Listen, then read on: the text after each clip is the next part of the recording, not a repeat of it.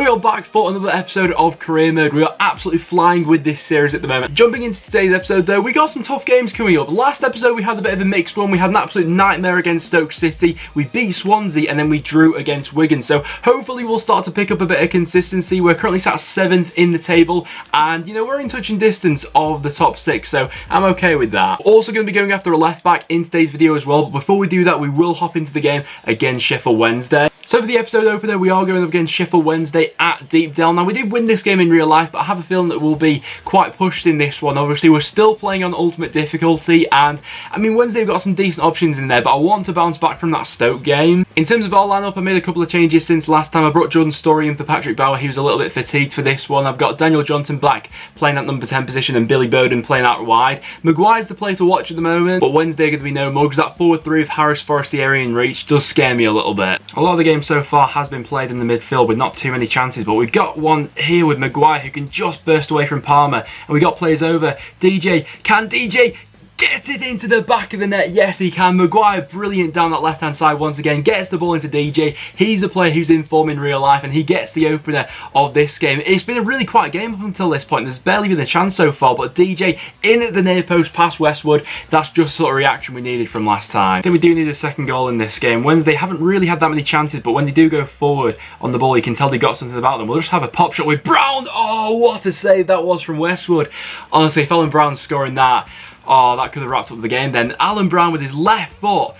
I mean, that's audacious. He's really gone for that, but top save by Westwood. Fair play to him. We might have a chance on a counter-attack here with Taylor. Taylor, he's running low on stamina, but he'll outpace Borna there. Come on, Taylor. What can you do? Does he have any options or support to help him? He gets the ball from Maguire. Maguire, oh, tried to square it for DJ. The chance is still alive just about with Pearson. Pearson into Brown on the edge of the box. Brown, we're working our chances slowly but surely. That's a really nice ball. Brown, can he pull the ball back for DJ? Oh, what a save. Oh, Westwood. He has just about kept Wednesday in this game. If we don't wrap it up, that'll be the chance we look back on. They really are throwing everything at us late on. That's a nice ball into Bannon. Bannon, good block. DJ, we're just trying to see this game out now more than anything. Hughes has been brilliant, and that is full time, and that will be 3 points. A good way to bounce back after the last time against Stoke. 1-0 wasn't our best performance of the season so far, but I'll take it. So as we all know, we are in need of a left back at the moment. Greg Cunningham would be the absolute dream to go in for. Max Lowe, I would like to sign, but he's actually moved to Young Boys on this career mode. Jada Silva was another suggestion. Joe Bryan would be a really good one, but I feel it would be a little bit too expensive. One player who I am interested in though is Kane Vincent-Young. Now on this career mode, he's still at Colchester United. He has now moved to Ipswich Town in real life, where he's been doing really well for them in League One. What I like about this player, he's only 23, so he's going to have potential to grow going forward into the future. He's got a 4-star weak foot, can play left back or right back. As we know in real life, Alex Neil is a massive fan of versatile players, and I feel like he would be just that for us. I think because he's currently in League 2, we should be able to get him for a decent deal. I'll go for an initial offer of around about 580k, see if they're around that mark. Okay, so they're saying they want 620k. That's not really too bad for a player who I think I can develop in the future. We'll go back in for 580 with a sell-on clause of 10%.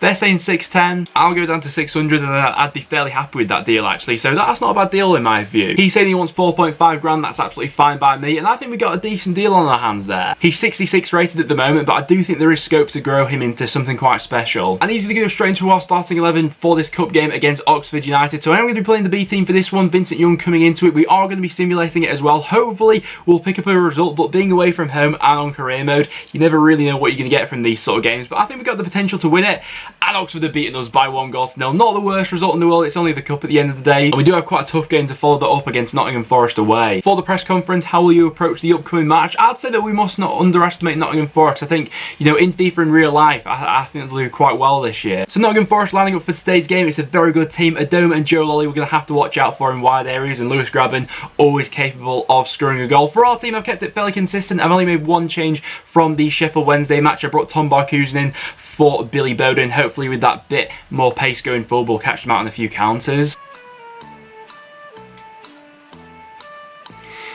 We'll play this one. Oh no, Declan Rudd had a bit of a howler early on there. Lewis Graben's going to chip in. Oh, that was my mistake there. I played the goal kick short thinking that Oh, I don't know why I thought a Preston player was there. I mean, that's sort of typical Rudd every now and again to drop a clanger, but that was totally my fault. I basically gifted them the opening goal. Lewis Grabban takes it well, but I've had an absolute nightmare there. I think that every person does this in FIFA at one point. Plays the ball short when you shouldn't. Oh, Lewis Grabban, Jesus, I've had an absolute nightmare. Right, we've got our work cut out for ourselves to get back into this game now, you know. Away at the City grounds, not somewhere where you want to be a goal down, so hopefully we won't be down for too long. And Lyle Taylor's got a decent amount of strength here to see if the defender goes down in the box, and that will be a penalty. Lyle Taylor wins it, and we've got the chance here to come up with a quick response. Now, I'm not going to lie, I am pretty dreadful at penalties on this year's game. If there's one player we've got to give it to, it's got to be Daniel Johnson, our penalty taker in real life. Now, I'm not going to lie, there's a high possibility that I am going to bottle this chance, but we'll take it here with DJ, and he calmly slots it in to make it 1-1. Okay, that makes up for the awful error of Declan Rudd, awful error of judgment from me, but DJ gets us back into this game. He's on fire in real life and in this career mode. 2 goals for him in today's episode. Let's go. Okay, you can already tell that we got a game in our hands in this one. It's a lot more open than the game against Sheffield Wednesday was. Hopefully that's going to play into our advantage. DJ with a chance on the edge of the box is going to shoot. That just goes wide. Joe Lolly, always someone who's capable of coming up with something. Ben Davis has just about got him covered at the moment, but he's going to try and cut inside. He does get a ball in. Oh my god, that would have been outrageous from Semedo if that went in. Okay, this is a chance to go. This is why Barkhuizen's on the pitch for blistering pace going forward. He's got Joe Worrell all day. Joe Worrell has got no chance catching up to that if he can cut it back, which he can for Maguire. Oh, Pantilimon of all people makes the save. Oh, he did well there. You'd put your house on Maguire scoring that with the form he's in at the moment. Brilliant break going forward. I mean, that's a top save. Fair play to him. Okay, we'll freshen up the team a little bit. I'll bring Billy Bowden on. I'm going to move Maguire up into that striker role. Taylor's been a little bit quiet for this one. Bring Eliasson on, and I'm also going to bring on Josh Harrop as well. I'm going to bring off Alan Brown, who's on a yellow card. Drop DJ a little bit deeper. Hopefully those 3 can have the impact we're looking for. Chololi. This is probably going to be the last chance of the game. It would be devastating to lose it from this position. He squares it for Grabban, who does manage to deceive Declan Rudd, and that is absolutely gutting to lose it in the last minute. Oh, we were piling plays going forward as well. We were trying to search for the winner for ourselves, but Joe Lolly, you can't switch off when you've got players of his calibre around it. Rudd possibly could have done a little bit better with that. I mean, it's a nice finish from Grabban. It's a little bit scuffed. Rudd gets a hand to it, but can't keep it out, and that is absolutely devastating. And that's probably going to be it for this match. It is. The referee blows the whistle before we have a chance to go forward. Oh, I'm devastated with that. We could have won this game very easily with some of the chances we had, but to lose, that is a bit gutting. How come Nottingham Forest scored the winner in the last minute of the game? I'd say it was just unlucky, really. Both teams were going for the win, and that first goal, I mean, it could have been avoided and should have been avoided. How does today impact the confidence of the players? Our confidence is solid, you know. We didn't play badly for this game. Also, with the end of that Forest game, that does signal the end of the transfer window as well, and I'm fairly happy with the business that we've done. We've signed Lyle Taylor, Eliasson, and Vincent Young. 3 positions where we were desperately in need of strengthening. Probably Taylor's had the biggest impact on the squad so far, but these 2 especially, I think, going forward will turn out to be big plays for us, hopefully. So we next face a home game against Brentford, and I mean, this is a good opportunity for us to react from that Forest game. Like I said, I didn't think we played badly in that game, but I have made a couple of tweaks to the team for this one. I've given a few people their first league starts of the season. Vincent Young is coming in at left back. I've also brought Patrick Bauer back into the team. Tom Bayliss is going to make his league debut for us, and I've also brought Josh Harrop into that right hand side with DJ still playing in that number 10 role. So I've made a few changes for this one, switched it up a little bit like Alex Neil likes to do in real life, but Brentford will be no rollover, but I can see goals being scored in this one. I think Bayliss has actually really stood out to me so far. His passing has been really sharp so far. He'll just about get that ball into DJ, who can find the ball in for Maguire. Maguire, the Brentford players are swarming around him to try and stop him. He's been great for us so far. We'll get that ball back with DJ. DJ, we're just trying to work an angle here, but Brentford are just about hanging on. It's been constant Preston pressure for the last 5 or 10 minutes of this game. We'll get a chance with Bayliss on the edge of the box, but that chance goes over. Oh, not again. Brentford have the ball in and around the box, but Rudd makes the save. Honestly, I was getting nervous then. We've got little over a minute left of this game, come on. But that is how that game is going to finish, so a goalless draw for this one. There wasn't really the most action in this game. We had a lot of the ball in this one, but we couldn't really craft out that many opportunities. Bit disappointed we didn't win that match. Right, so as the Brentford game was a little bit dry, we are going to be playing another game in today's episode. That is going to be against Birmingham away. Now, we did win this game in real life, and 3 points would go quite a long way in today's video as well. I feel like just a few goals are needed for this one. For the team selection, I decided to revert back to how we set up for the opening day of the season. So Tom Barkhuizen playing down the middle. He absolutely ripped Millwall apart when we beat them by 3-0. So hopefully the same can happen today. I am playing DJ a little bit deeper for this game. I don't really like him playing that position in real life, but in FIFA, maybe he won't be too bad as that sort of deep line playmaker, and we'll definitely be seeing more of Alan Brown in this game. But that's nice from DJ. Gets the ball into Maguire. Maguire, if he can, step over and get the shot in, and Maguire makes it 1-0 already. I mean, that's the sort of start that we needed for this game. Surely Maguire, DJ with the assist, he's on absolute fire for us at the moment, but brilliant work from Maguire,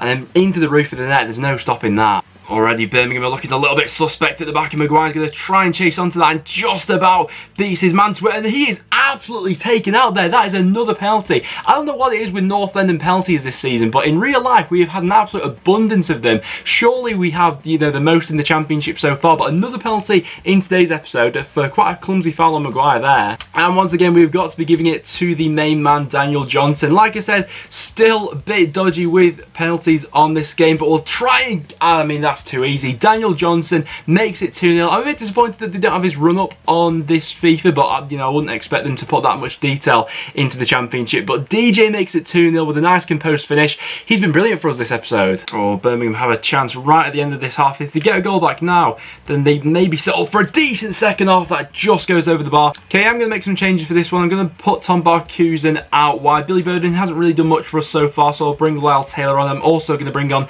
Brad Potts into that number 10 role. Brad Potts there can pounce on that loose ball. Birmingham have given it away quite cheaply. Now, we are the highest scoring team in the Championship in real life, so we can try and emulate that on this career mode. Brad Potts, a bit of a dodgy pass, but pulls it back for DJ, who shoots. That goes a whisker wide. Birmingham give the ball away cheaply there. We'll try and get something moving. Brad Potts has been decent since he's come on into that number 10 role. We'll try and create something with him. He can get the ball into DJ. DJ into Maguire, who's always looking lively for us. Gets the ball back for Potts. Potts has a chance here. Can he take it on his own? Oh, the keeper makes a good save. That's probably going to be all the action from this game, unless Birmingham can get something really late on in this game. It's Maguire who's chasing back. I'm going to have to bring Rudd out. Rudd does make the save, and again, I mean, he had a bit of a nightmare in our last away match, but we've got all 3 points in this one, and a nice way to finish off the episode there with all 3 points away at St Andrews. Not an easy place to go to, but we did win there in real life, and we have won in this game now, and that ends the episode off with a positive note. Of course, I'm going to be positive in the post-match interview. I'm going to say we deserved this result. I thought we played well from minute one, really. Birmingham weren't really in the match, but we did what we needed to do. In terms of our top performance so far this season, I mean, Daniel Johnson in real life has been absolutely incredible, but in this career mode as well, especially in today's episode, 3 goals and 3 assists for DJ so far. In terms of our top goal scorer, that still remains to be Sean Maguire with 4 goals. He's been brilliant playing on that left-hand side. But to show the table at the end of today's episode, Stoke City are looking like they are going to absolutely run away with the title this season on career mode. They have played 8 and won 8, 24 points from 8 matches. I mean, that's just absolutely bonkers. But we're sat 5th at the moment after 8 games played, 4 wins, 2 draws, 2 losses. I'll take it. I think it's a decent position for us to be in. Coming up next time, we've got games against Bristol City, Middlesbrough away, Barnsley, Reading, and then after that we've got games against Leeds and Blackburn. So we got some winnable games coming up. But that will wrap it up for today's episode of Career Mode, guys. So if you did go in to enjoy it, make sure you leave a like. It is always massively appreciated. Funnily enough, on this Career Mode as well, Leeds United are actually currently sat bottom of the table. So at the moment we've got Leeds at the bottom and we got Stoke at the top. So everything's been flipped on its head and it's all a bit bonkers really. But thanks very much for watching, guys, and I'll see you all in the next one.